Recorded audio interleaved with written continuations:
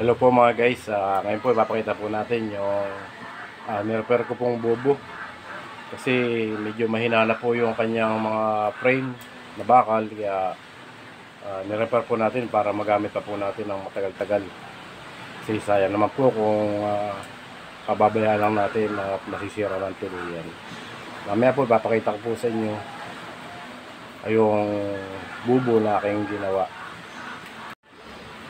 Ayan po yung ating bubo na inayos. Ayan po, kasi yung mga bakal po niya is maninipis na, yung mga frame niya. Kaya po nilagyan natin siya ng mga braces na kawayan. As you know na ang isda po ay nababanguhan sa aroma ng kawayan. Kaya po siya may mga ginagawa naming bahay ng isda ay mga kawayan, mga artificial coral reefs. Yan po, gawa po siya sa matte na plastic. Yan po. Lagyan po natin siya ng mga braces para tumibay.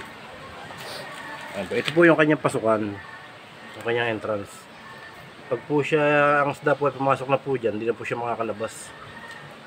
Kasi ang tingin po niya doon sa kawayan na matutulis ay masikip na, sarado. Kaya paikot-ikot na po siya dyan sa loob ng bubo natin.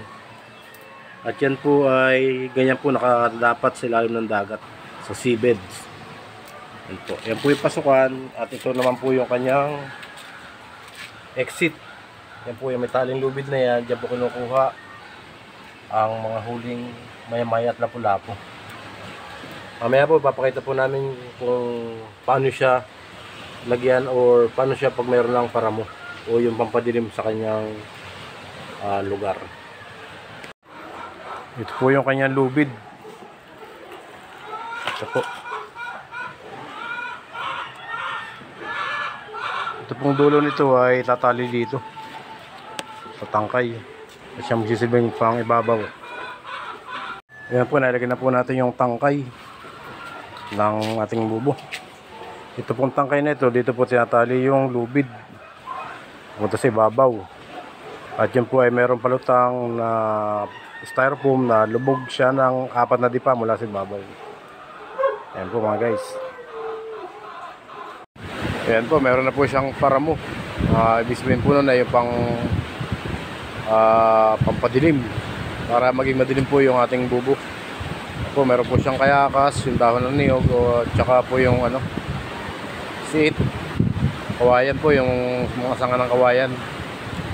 Ayan po, para po siya sa ilalim may madilim po. Ayan, dito po siya dadaan. Magiging madilim po yan pag nasa ilalim na ng dagat. Ayan lang po mga guys. Thank you for watching.